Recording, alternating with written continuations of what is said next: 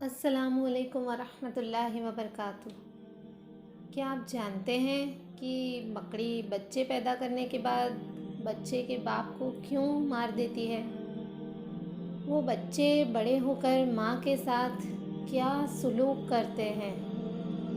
ایک ریسرچ کے مطابق مادہ مکڑی بچے دینے کے بعد نر مکڑی اپنے بچوں کے باپ کو قتل کر کے گھر سے باہر پھینک دیتی ہے۔ پھر جب بچے بڑے ہو جاتے ہیں تو اپنی ماں کو مار کر گھر سے باہر پھینک دیتے ہیں۔ کتنا عجیب گھرانہ ہے اور بہت ہی بدترین گھرانہ ہے۔ قرآن کی ایک سورہ ہے العنکبوت۔ عنکبوت کو اردو میں مکڑی کہا جاتا ہے۔ قرآن پاک میں اللہ رب العزت نے کہا سب سے کمزور گھر عنکبوت یعنی مکڑی کا ہے۔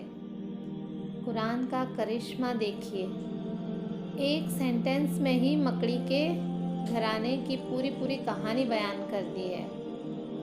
بے شک گھروں میں سب سے کمزور گھر عنکبوت کا ہے۔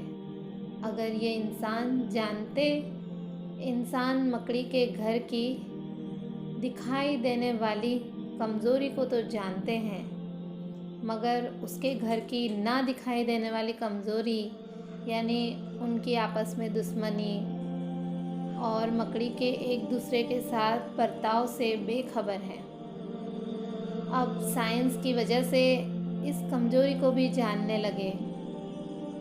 اس سب کے بعد بھی اللہ پاک نے ایک پوری سورہ کا نام اس بری کیڑے کے نام پر رکھا ہے، حالانکہ اس سورہ کے شروع سے آخر تک بات بس فتنوں کے بارے میں ہے۔ سورہ کی شروعات ایسے ہوتی ہے، کیا لوگ یہ خیال کرتے ہیں کہ وہ اس بات پر چھٹ جائیں گے کہ انہوں نے کہا کہ ہم ایمان لائے ہیں اور ان کو آزمایا نہیں جائے گا؟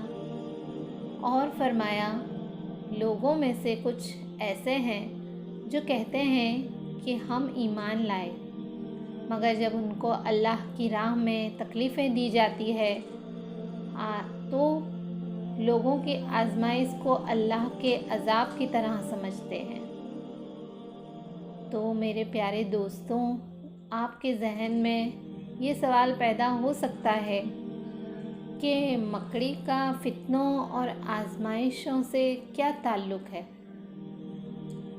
تو حقیقت یہ ہے کہ فتنے، سازشیں اور آزمائشیں مکڑی کی جال کی طرح پیچیدہ ہوتی ہے، الجھی ہوئی ہوتی ہے، اور انسان کے لیے ان کو بے نقاب کرنا، ان کو سلجھانا آسان نہیں ہوتا، مگر اللہ ہیلپ کرے، اللہ مدد کرے تو یہ سب کچھ بھی مشکل نہیں۔ اور آج کا دور بھی فتنوں سے بھرا پڑا ہے، ہر چیز جھوٹ، ہر چیز دھوکہ، ہر طرف ملاوٹ اور بناوٹ۔ اس فتنے کے دور میں جو فتنوں میں پھنس گیا بس وہ گیا۔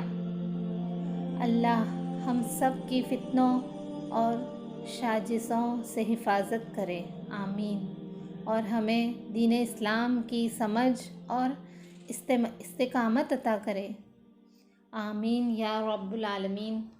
السلام علیکم ورحمۃ اللہ وبرکاتہ۔